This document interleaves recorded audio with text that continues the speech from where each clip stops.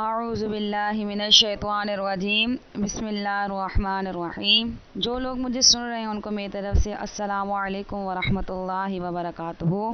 آج کا جو بیان میں آپ کے سامنے پیش کرنے لگی ہوں وہ وضو کی اہمیت ہے۔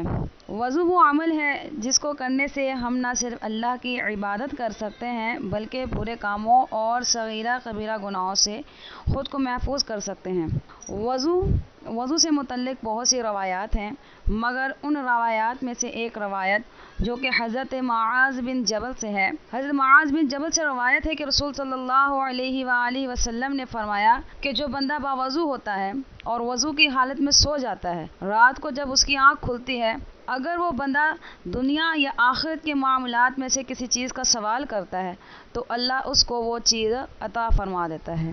یعنی کہ اس روایت سے ہمیں یہ پتہ چلتا ہے کہ اگر کوئی بندہ رات کو وضو کی حالت میں نماز کے بعد یا اس کے بعد وضو کر کے سو جاتا ہے تو اگر وہ اللہ تعالیٰ سے کسی بھی چیز کا سوال کرتا ہے، خواہ وہ ہدایت یا مغفرت ہو، بیماری سے شفا ہو، مصیبت سے نجات ہو یا قرض کی ادائیگی کا سوال ہو، تو اللہ تعالیٰ اس کی اس سوال کو یا اس کی اس حاجت کو مکمل فرما دیتا ہے، پورا فرما دیتا ہے۔ کس کی وجہ سے؟ وضو کے کرنے کی وجہ سے۔